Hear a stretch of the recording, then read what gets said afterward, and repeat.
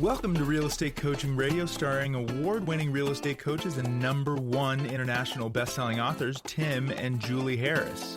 This is the #1 daily radio show for realtors looking for a no BS, authentic, real-time coaching experience. What's really working in today's market, how to generate more leads, make more money, and have more time for what you love in your life. And now your hosts, Tim and Julie Harris. 3, 2, 1, and we are back. And welcome to day 3. And what we're focusing on this week are the least effective to most effective real estate lead generation ideas. If you've not heard our first 2 days, please go back and listen to those 2 days, because we do set up a foundational set of agreements of what we are thinking about when we're, essentially valuing these ideas from least effective to most effective. For example, is it going to be something that's going to cost you any money? That's going to, frankly, lean us towards the least effective, not because it doesn't work necessarily, but because there's ways for you to generate better, essentially the same or better quality leads for free. So that's going to be something that's going to push a lead generation idea, in this case, higher on the list towards the least effective source of lead generation. And another thing would be is whether or not it's very complicated, or it takes a long time to master, or it takes a long time to see results from all those things. So make sure you've listened to the first 2 days.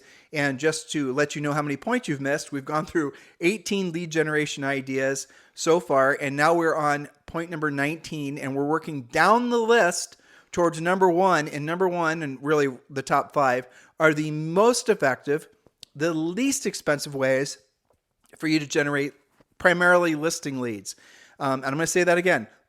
Stay tuned, because, points 1 through 5 really are going to be the most effective, least expensive ways for you to generate listing leads, which is what all of you guys can certainly focus on in this changing market. So, Julie, without any further delay, let's pick up on point number 19. Yes, again, working our way up the list from least effective to most effective. We are now on number 19, Boomtown, KV Core, and similar platforms. Now, these types of things are not that expensive to set up in the first place, but will cost more money to systematize, upgrade, and optimize.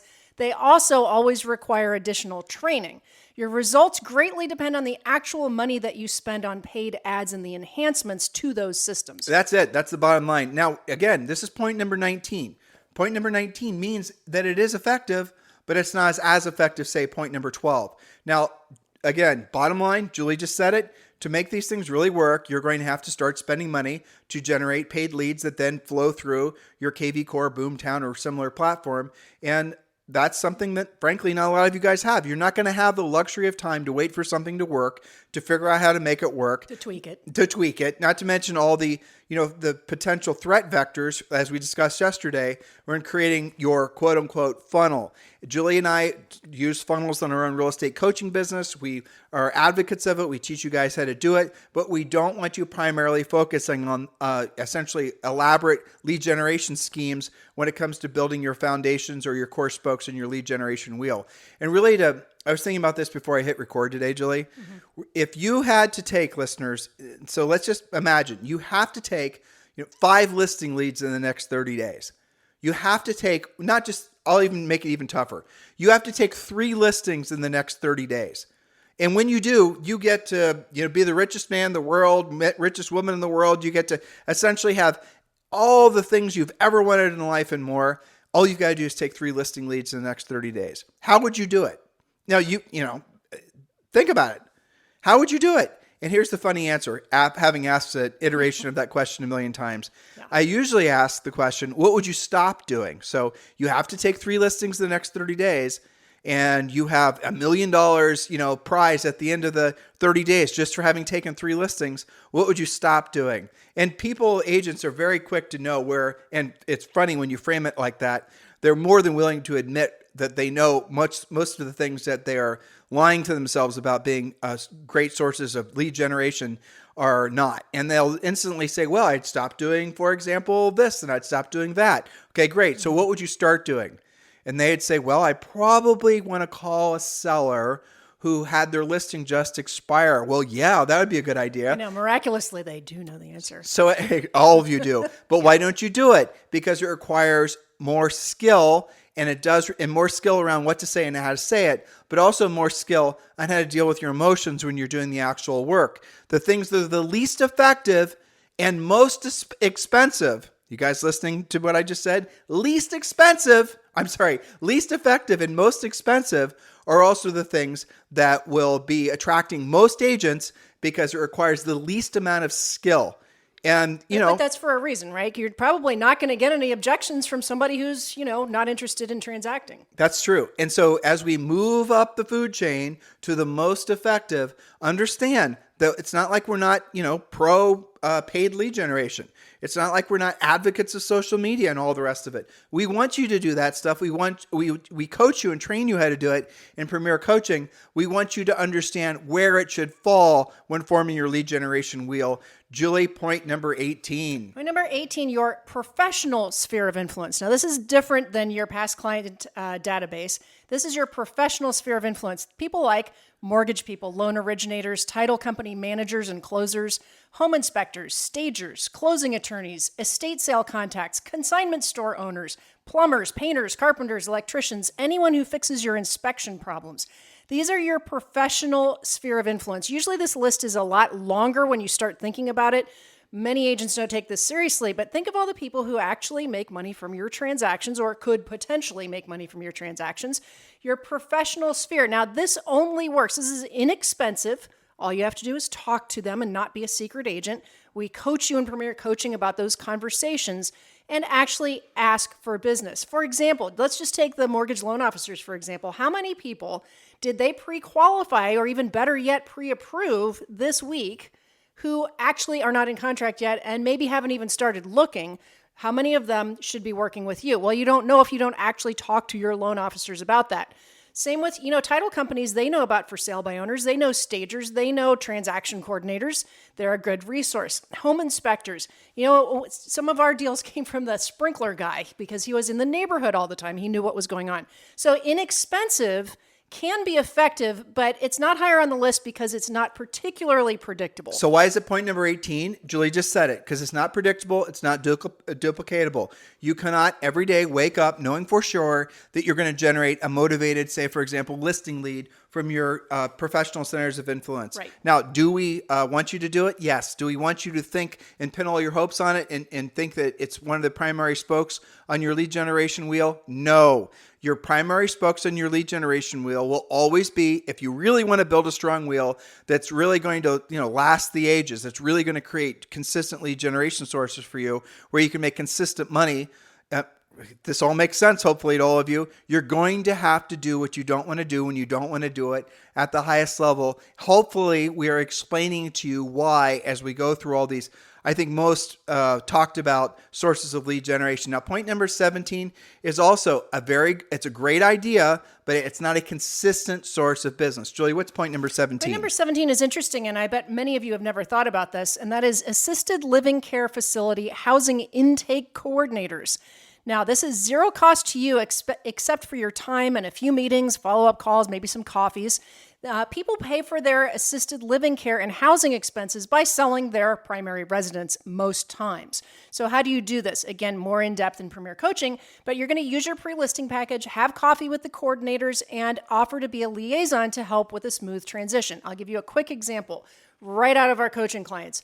They use the regular pre-listing package that we teach them in Premier Coaching, but they'll add a few things like one of the big issues about this is people don't know what to do with their pets if they're not allowed to take them to their assisted living. So rehoming their pets, working with rescue networks, also estate sales. Most times people are selling a house they've had for 30 or 40 years, and they're dragging their feet because, it's their family home. So if you can assist and become that liaison, now this is a longer relationship. That's why it's not higher on the list, and you do have to consistently work this. But the coaching clients that we've seen have success with this have not just one assisted living housing care intake coordinator, but they'll work with maybe 5 or 6. They'll befriend them. They'll work with them. They'll work it into their regular communication and prospecting. When we used to live in Georgetown, Texas, which is just a little bit north of Austin, what we didn't know when we moved there is that Georgetown in all of the United States was one of the biggest places for assisted living places. It was Sun Valley was there and all these others.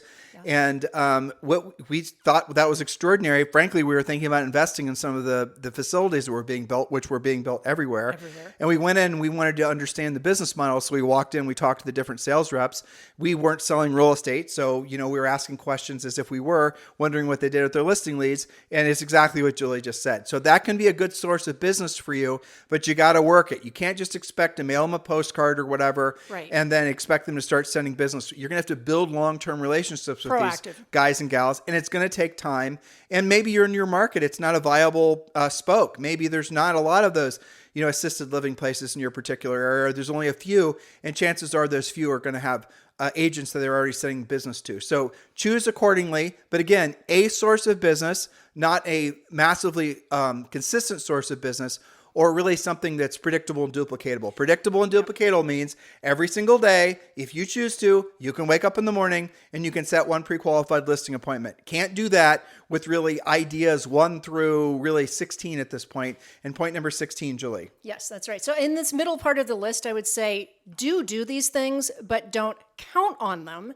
Don't make them your lead spokes, right? They're worth doing, but you can't hang your hat on it. Remember, so if you didn't listen to the first show, we keep on saying spokes, right? The first part of this series. Spokes, the wheel analogy, it's very simple. You're building a bicycle wheel. One spoke makes your wheel very fragile. Your goal is to make an anti-fragile wheel, right? More spokes, stronger wheel, makes sense.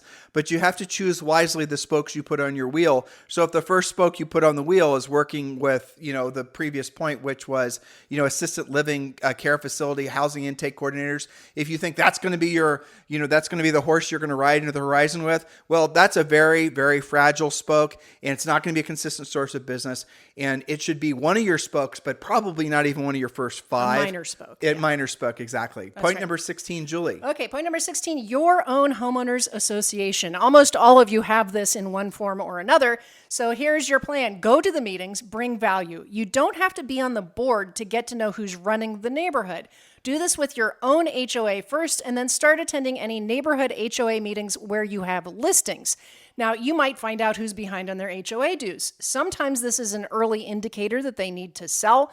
Might be a good reason to be talking to people, networking with the people on the boards. Now, the only cost to you on this is your time. It can be effective assuming that you maintain the relationships and actually talk about real estate. In parts of the country, like for example, Manhattan, have a ton of clients in Manhattan, coaching clients have had over the years.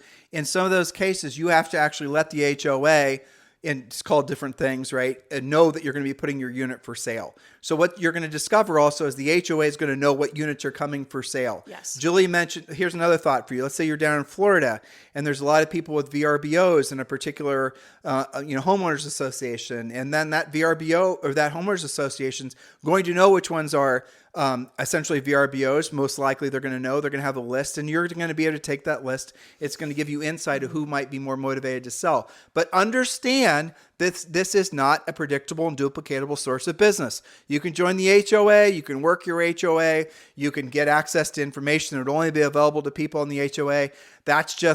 It's just information. It's not going to be an actual verified, I want to sell my house type lead. It's not predictable. It's not duplicatable. Isn't expensive though. It isn't expensive. If I don't say, I would not agree that going to HOA meetings isn't expensive. I'd say mentally, maybe the psychological trauma is costly, but you guys get the point. Yes, but okay, so just a tiny spin off this. Many of our coaching clients work buildings, high-rise and mid-rise buildings, and they have been very successful taking their upcoming listings to those boards. Why? Because usually people on an HOA are enthusiasts for the neighborhood or the building, and oftentimes they will sell another unit to somebody who has already invested in that building, right? Maybe they're on the HOA, maybe they're not. But a lot of these buildings, people start collecting different units. They upsize, they downsize, they get a better view, a higher floor, whatever. So it's valuable for that. All right. So again, we're working from the least effective to the most effective forms of lead generation. If you want a lot more drill down on each of these ideas, please remember you can join Premier Coaching for free.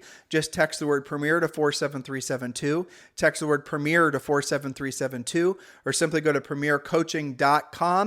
And again, you can join Premier Coaching right now for free and have full access to the first level of Premier Coaching. And that does include, listen to what your future coach is telling you. That does include a daily semi-private coaching call with one of your Harris certified coaches. That is included for free. So just text the word Premier to 47372 or just go to premiercoaching.com. Remember, when texting, message and data rates may apply. All right, we're moving on to again, from the least effective to most effective real estate lead generation idea, number 15. Number 15, neighborhood-specific online media. Things like nextdoor.com/the name of your neighborhood.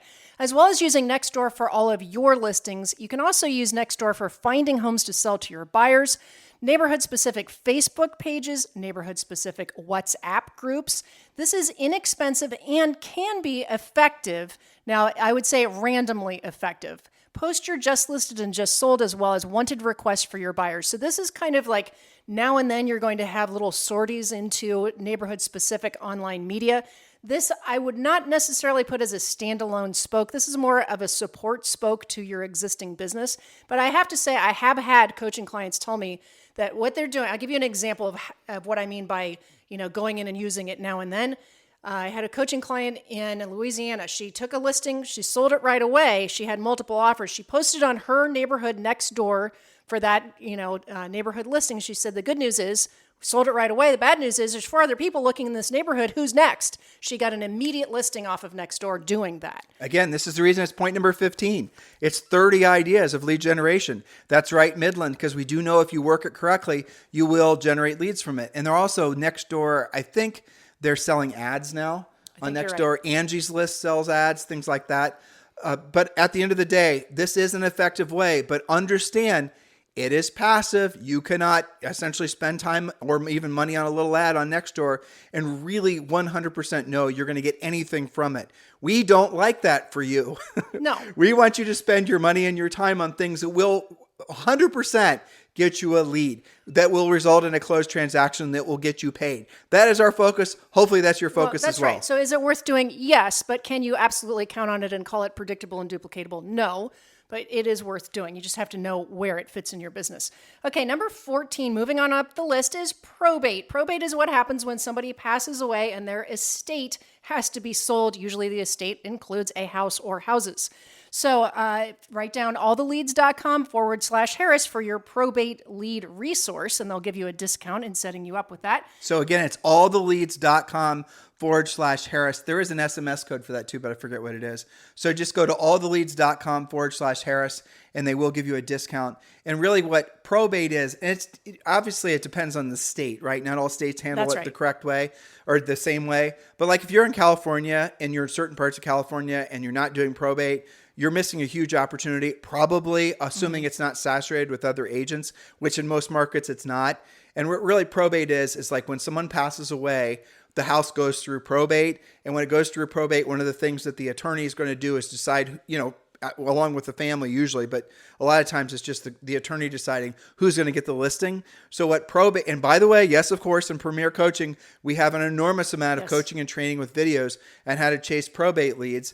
Matter of fact, the coach from All the Leads has created coaching videos on Premier Coaching. That's right. Teaching guys who used to be one. The actual system to do it. Right. Who used to be one of our formal coaches, by the way. Mm-hmm. Yes. What's his name? What's his first name? You just asked me. I caught her. It'll hit me in a second. Yeah, I know. Speaking of which. But yes, so go to alltheleads.com/Harris and learn how to work probate leads, because then you're going to discover, you're going to get access to full information on who the attorney is, phone numbers, information on the house, scripts, everything you're supposed to say. And this has been probate, again, it's number 14 on the list of, 30-ish ideas.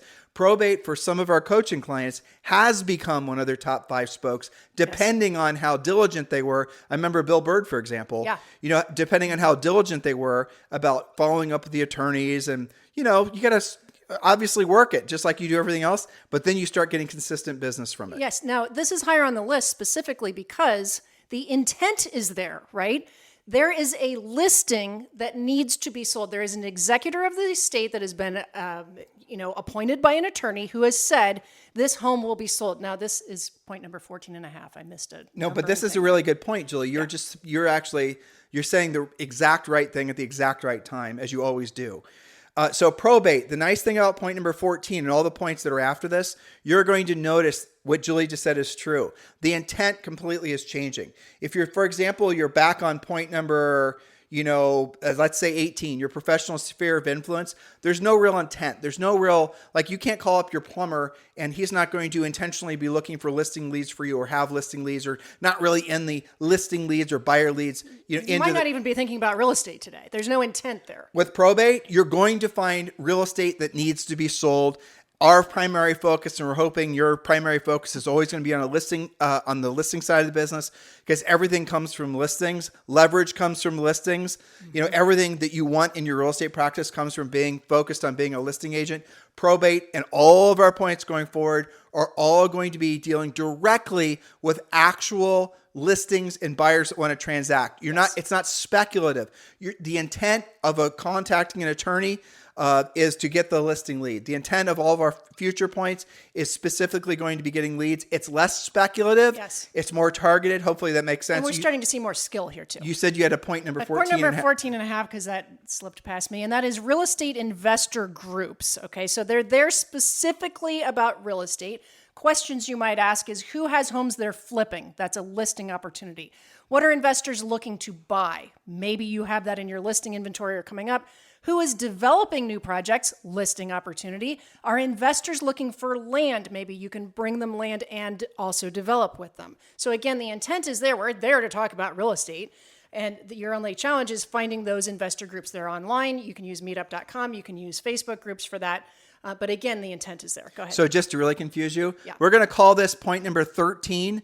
And again, here's another way of using real estate investor groups. We've had a lot of coaching clients over the years that have done this as well. You find usually, it's so funny how informal a lot of these investor groups, they usually start on Facebook and then they'll end up meeting at like the local Starbucks or whatever every Wednesday at 9 a.m. or whatever. So a lot of these guys are wholesalers or they're flippers. Mm-hmm. So they're the ones that will run ads. They're doing what's, the We Buy Ugly Houses types, where they'll look for houses where the owners want to wholesale. The owners will then, contact them, or sometimes the really good ones will go and knock on the door and ask if the person wants to sell the house type of thing.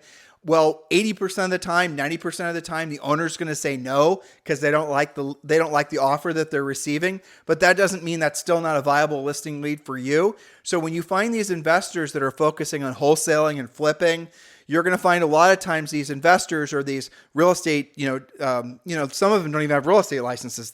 It's not uncommon at all for a lot of these people not to have real estate licenses. So ask them what they're doing with the leads that they generate where the people decline the offer, and then you're going to create another source of potential business. The way to essentially win them over is when you come across somebody that wants to quote unquote wholesale their house, then you flip that to that potential investor. You're going to dig around on Facebook primarily. That's where most of these little localized groups are hiding out. Do just some keyword searches on Facebook. You'll find them. Go to Google. Do some keyword searches there. Ask your local board of your association of realtors.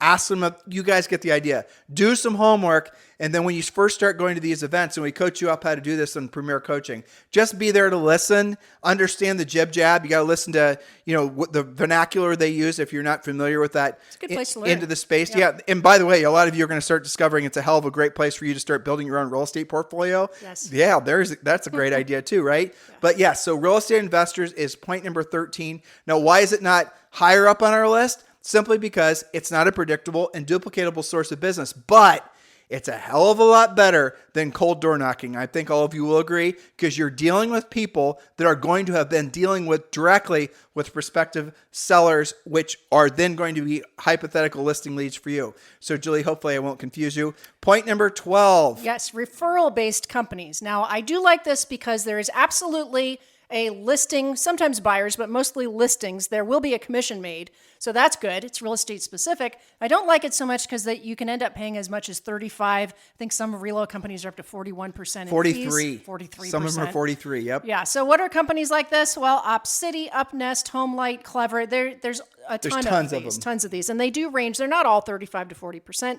Some of them they have a sliding scale depending on the closing price. There's lots of different models to this. So the good thing is, obviously, there is a deal to be done there. The bad thing is it is a fairly costly deal. The good part about this, though, is in some cases, especially with corporate relocation, the the price tends to be higher. The listing price tends to be higher for executives. And it does give you a listing to work with. You can do all of the things we teach you in Premier Coaching. Just because it was a referral-based listing doesn't mean you're not going to monetize it like you would anything else. I think it actually puts more pressure on you to do more of the stuff so that you can spin off more business. And your for sale sign doesn't say, "Hey, I paid 35%." It says sold. Then that gives you other activity you can do in the neighborhood. So there is a place for that. It's higher on the list because it clearly is a deal. Well, dealing with reload companies in particular, it is. Do you have reload companies? Yes, you do. Yes. I won't step on okay. Your future point. But yes, so those referral-based companies, those can be a good source of business, but you really better be doing the math on how much you're going to be netting from that transaction. And you better use it for all it's worth. When you take a listing, you're paying like 35% of it. Yeah, and it's a lot, which, that's going to be something that, depending on where you're at in your career, you might want to consider doing that. But again, do figure in what your actual net from that transaction is going to be, because if it's a buyer and they're, looking for something that's going to require you showing them a lot of houses over a lot of time, and you're having to pay a 35% referral fee, and you're going to end up making like $5, well, you maybe don't want to work that lead.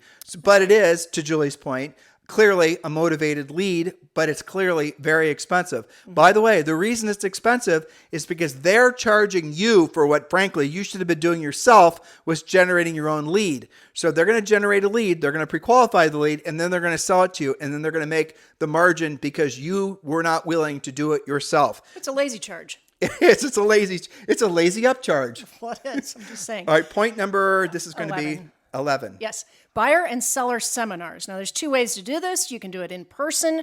You can do it online using Facebook Live or Zoom or some combination of that. So buyer and seller seminars. And again, this is something that we really drill down on in Premier Coaching.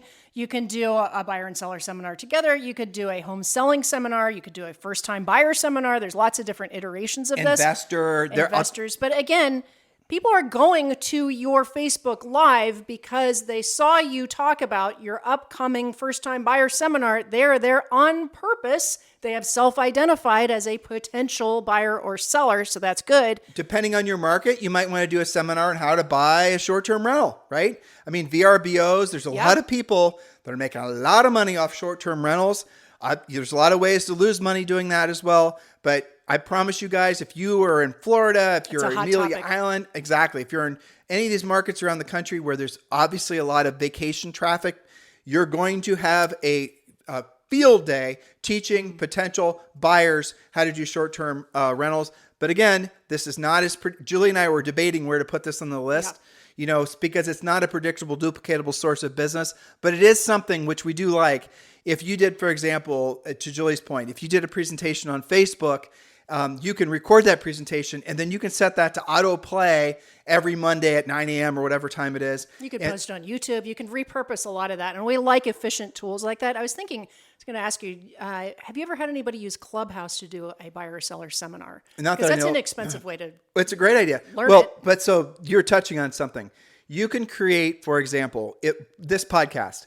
Julie and I can take this podcast hypothetically, and we can load this up to Clubhouse. So we can all then take this podcast. You guys know we do this, and we then can make this podcast into a series of 2-minute videos that will then go on TikTok, will go on YouTube, will go on Instagram, will go on. You guys get the point. So you can take one form of media and you can splice it and dice it and put it in a million different places. If what I just told you is making your head spin, I get it. It's not easy or simple to understand, let alone implement. That is the reason that essentially the passive sources of lead generation require more time, more effort, more money, and are the least effective, because everything I just rattled off will not be guaranteed to put a actual qualified lead in your pocket. Unlike the previous point where we're talking about referral-based companies. So here's what we're going to do. We're going to level off for today. We're going to pick up on point number 10. Yep. 10 tomorrow. And so we're hoping to finish these points this week. Thank you for all the great feedback on this podcast series we're doing. Hopefully we're helping you guys to understand and frankly have a lot of clarity on what works and what doesn't and why when it comes to real estate lead generation. One of the things that absolutely does work that all of you should be doing is joining Premier Coaching. Text the word Premier to 47372 or just go to premiercoaching.com. If you're listening to us on YouTube, please do subscribe to our YouTube channel. Thank you for continuing to make this the number one list to daily podcast for real estate professionals in the United States. Oh, and another little surprise we found out. late last week, we were named the number one real estate coaches for 2022 by Agent Magazine, which we didn't expect. So that was really nice as well.